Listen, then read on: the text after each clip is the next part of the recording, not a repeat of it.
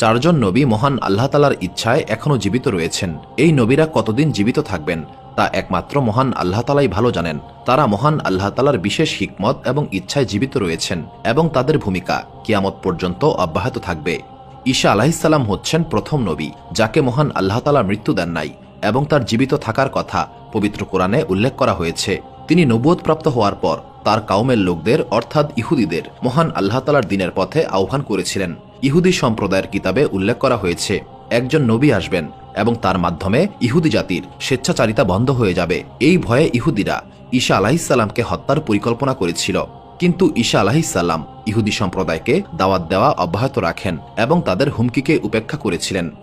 যখন ঈসা আলাইহিসসালাম বুঝতে পারলেন যে ইহুদিরা তার আহ্বানে সাড়া দেবে না, তখন তিনি ইহুদিদের একত্রিত করে জিজ্ঞাসা করলেন, তোমাদের মধ্যে এমন কে রয়েছ যে মহান আল্লাহ তাআলার উপর ঈমান আনবে? সেখানে উপস্থিত 12 বা 19 জন মানুষ তাওহীদের এই বাণী কবুল করেছিল এবং তারা বলেছিল, ঈসা আলাইহিসসালাম হচ্ছেন মহান আল্লাহ তাআলার নবী এবং আমাদের নেতা। তবে ইহুদি সম্প্রদায়ের বেশিরভাগ মানুষ তাওহীদের এই বাণী কবুল করতে অস্বীকার করেছিল। একসময় তারা ঈসা আলাইহিসসালামকে হত্যা করার চূড়ান্ত সিদ্ধান্ত গ্রহণ করেছিল। তারা তুতিয়া নামক এক ব্যক্তিকে এই কাজের জন্য নিয়োগ করেছিল। যখন তুতিয়া ঈসা আলাইহিসসালামকে হত্যার উদ্দেশ্যে গিয়েছিল, তখন মহান আল্লাহ তাআলার আদেশে ঈসা আলাইহিসসালামকে আসমানে উঠিয়ে নেওয়া হয়। ফেরেশতারা মহান আল্লাহ তাআলার হুকুমে ঈসা আলাইহিসসালামকে আসমানে নিয়ে যান। ঈসা আলাইহিসসালামকে আসমানে উঠিয়ে নেওয়ার সময় তার বয়স ছিল মাত্র 33 বছর।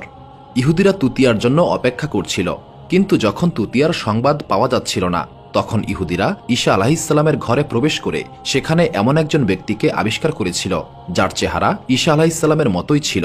ইহুদিরা ঈসা আলাইহিসসালামকে ভেবে তুতিয়াকেই হত্যা করেছিল।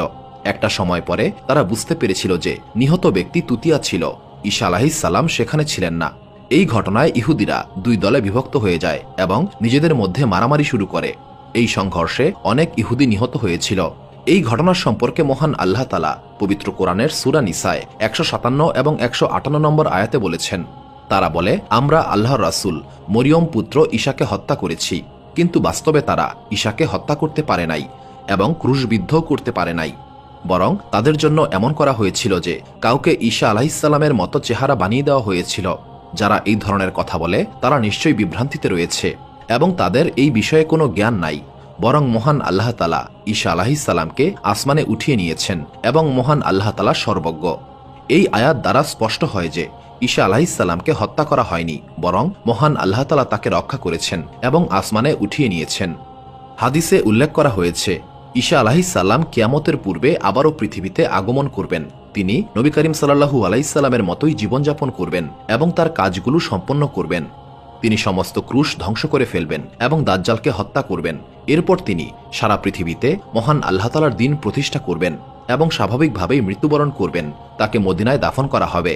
মহান আল্লাহ তাআলা তার ওয়াদা রক্ষা করেছেন এবং ইহুদিদের হাতে ঈসা আলাইহিসসালামকে হত্যা হতে দেন নাই, বরং তাকে আসমানে উঠিয়ে নিয়েছেন। যারা বিশ্বাস করে ঈসা আলাইহিসসালামকে হত্যা করা হয়েছে বা ক্রুশবিদ্ধ করা হয়েছে, তারা ভুল ও কুফুরির পথে রয়েছে।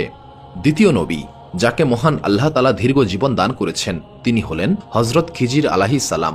কিয়ামতের পূর্বে দাজ্জালের সময়ে তিনি আবারও পৃথিবীতে আগমন করবেন এবং জাহেলিয়াতের বিরুদ্ধে মহান আল্লাহ তাআলার দ্বীনের হুকুম প্রচার করবেন। একদিন নবী করিম সাল্লাল্লাহু আলাইহি সাল্লাম তার সাহাবীদের কাছে খিজির আলাইহিসসালামের ব্যাপারে আলোচনা করেছিলেন। তিনি বলেছিলেন, খিজির আলাইহিসসালামের পিতা একজন বাদশাহ ছিলেন এবং তিনি তার ছেলেকে বাদশাহী দান করতে চেয়েছিলেন, কিন্তু খিজির আলাইহিসসালাম এই দুনিয়ার বাদশাহী পছন্দ করতেন না। তিনি বাদশাহী গ্রহণ করতে অস্বীকার করেছিলেন এবং জঙ্গলে চলে গিয়েছিলেন যাতে কেউ তাকে খুঁজে না পায়। তিনি পৃথিবীর একটি অন্ধকারাচ্ছন্ন এলাকায় গিয়ে আবে হায়াতের পানি পান করেছিলেন এবং দীর্ঘ জীবন লাভ করেন। তার এই দীর্ঘ জীবনের কথা বিভিন্ন হাদিসে উল্লেখ করা হয়েছে। হযরত আনাস রাদিয়াল্লাহু তাআলা আনহু থেকে বর্ণিত, নবী করিম সাল্লাল্লাহু আলাইহি সাল্লামের ইন্তেকালের সময় একজন বুজুর্গ ব্যক্তি সাহাবীদের জমায়েতে এসে নবী করিম সাল্লাল্লাহু আলাইহি সাল্লামের পাশে কিছুক্ষণ বসেছিলেন। তিনি চলে যাওয়ার পর সাহাবীরা আলোচনা করছিলেন এই ব্যক্তি কে ছিল। তখন হযরত আলী রাদিয়াল্লাহু তাআলা আনহু বললেন, ইনি হচ্ছেন খিজির আলাইহিস সালাম। তিনি মহান আল্লাহ তাআলার নির্দেশ মোতাবেক বিপদগ্রস্ত ব্যক্তিদের সাহায্য করেন এবং মানুষকে আল্লাহ তাআলার পথে জীবনযাপনের আহ্বান করেন।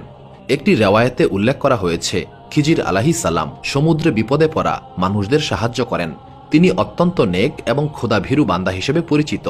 ঈসা আলাইহিসসালাম এবং খিজির আলাইহিসসালামের পর তৃতীয় নবী হিসেবে ইলিয়াস আলাইহিসসালামের নাম উল্লেখযোগ্য।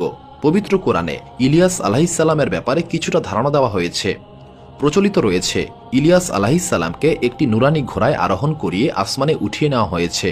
আনাস রাদিয়াল্লাহু তাআলা আনহু থেকে বর্ণিত, তিনি বলেন, একদিন আমি এবং নবী করিম সাল্লাল্লাহু আলাইহি সাল্লাম একটি পাহাড়ের পাশ দিয়ে যাত্রা করছিলাম। তখন আমরা শুনতে পেলাম কেউ একজন বলছেন, হে মহান আল্লাহ তাআলা, আমাকে মুহাম্মদ সাল্লাল্লাহু আলাইহি সাল্লামের উম্মত বানিয়ে দিন। এটা শুনে নবী করিম সাল্লাল্লাহু আলাইহি সাল্লাম আমাকে বললেন, হে আনাস, এই আওয়াজ কে করছে, একটু খুঁজে দেখো। নবী করিম সাল্লাল্লাহু আলাইহি সাল্লামের আদেশ মোতাবেক আমি পাহাড়ের ভেতরে গিয়ে দেখলাম একজন সুন্দর এবং বুজুর্গ ব্যক্তি মহান আল্লাহ তাআলার ইবাদত করছেন। সেই ব্যক্তি আমাকে দেখে জিজ্ঞাসা করলেন, আপনি কি মুহাম্মদ সাল্লাল্লাহু আলাইহি সাল্লামের সাহাবী?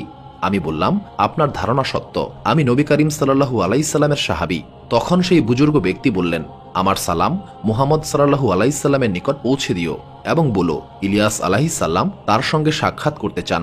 আমি ফিরে এসে নবী করিম সাল্লাল্লাহু আলাইহি সাল্লামকে সমস্ত কথা বললাম। নবী করিম সাল্লাল্লাহু আলাইহি সাল্লাম আমাকে নিয়ে সেখানে গেলেন এবং সেখানে নবী করিম সাল্লাল্লাহু আলাইহি সাল্লাম এবং ইলিয়াস আলাইহিস সালামের মধ্যে দীর্ঘ আলোচনা হয়েছিল। মহান আল্লাহ তাআলা আসমান থেকে তাদের জন্য খাবার পাঠিয়েছিলেন এবং আমরা তিনজন একসঙ্গে সেই খাবার গ্রহণ করেছিলাম। খাবার গ্রহণের পর আসমান থেকে একটি সুন্দর প্রাণী এসেছিল এবং ইলিয়াস আলাইহিস সালাম সেই প্রাণীতে আরোহণ করে আসমানে চলে গিয়েছিলেন। কিছু বর্ণনায় রয়েছে হযরত খিজির আলাইহিস সালাম এবং ইলিয়াস আলাইহিস সালাম বাইতুল মুকাদ্দাসে অবস্থান করেন, সেখানে রোজা রাখেন এবং বিপদগ্রস্ত মানুষদের সাহায্য করেন। চতুর্থ নবী যিনি এখনও জীবিত রয়েছেন তিনি হচ্ছেন হযরত ইদ্রিস আলাইহিস সালাম। পবিত্র কোরআনের সূরা মরিয়মের ৫৬ এবং ৫৭ নম্বর আয়াতে ইদ্রিস আলাইহিস সালাম সম্পর্কে বলা হয়েছে, তিনি খুবই নেক এবং পরহেজগার ব্যক্তি এবং মহান আল্লাহ তাআলার নবী। মহান আল্লাহ তাআলা তাকে জান্নাতে উঠিয়ে নিয়েছেন।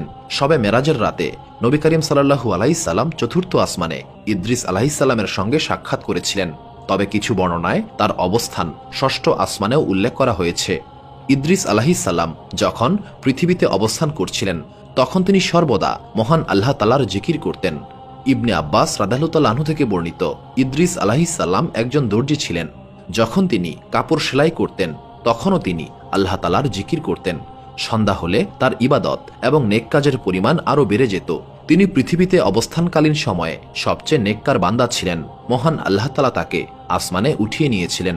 ইদ্রিস আলাইহিস সালাম মৃত্যুর ফেরেশতাকে বলেছিলেন, আমি মৃত্যুর স্বাদ গ্রহণ করতে চাই।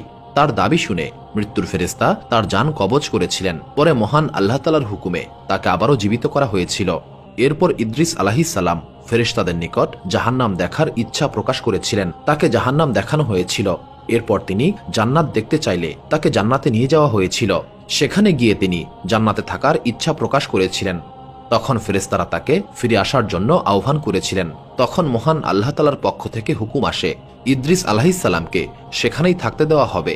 এভাবেই তিনি জান্নাতে অবস্থান করছেন। সুপ্রিয় দর্শক মণ্ডলী, প্রতিদিন নতুন নতুন ভিডিও পেতে আমাদের চ্যানেলটি অবশ্যই সাবস্ক্রাইব করুন এবং পাশে থাকা বেল আইকনটি প্রেস করতে অবশ্যই ভুলবেন না এবং সেই সাথে আপনার যে কোনো মতামত আমাদের জানাতে আমাদের ভিডিওতে অবশ্যই কমেন্ট করুন। আশা করি আপনারা সবাই ভালো থাকবেন এবং সুস্থ থাকবেন। আসসালামু আলাইকুম।